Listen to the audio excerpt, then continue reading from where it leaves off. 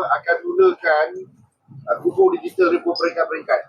Satu kawasan kubur dan satu kawasan kampung nilai untuk mendigitalkan RM5,000. Kita dengan usaha nak buat.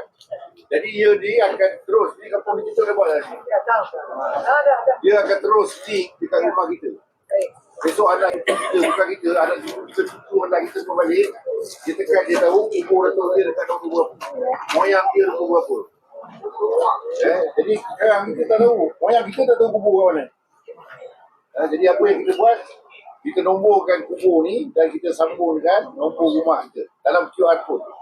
Jadi bukan kita, mungkin anak kita punya cucu, mungkin cucu kita punya cucu esok boleh tahu kita punya tempat bersemadi dekat mana. Dia panggil jariah akhirat. Jadi sama-sama sokong kerajaan nak buat. Ini adalah merupakan program kubur digital pertama kat Malaysia. Negeri lain tak buat. Jadi besok apabila tanah 2 ekar ni dah selesai, tanah tu pun kita dah siapkan plot-plot rambut. Tapi kalau nak booking dulu pun boleh, 20 dah.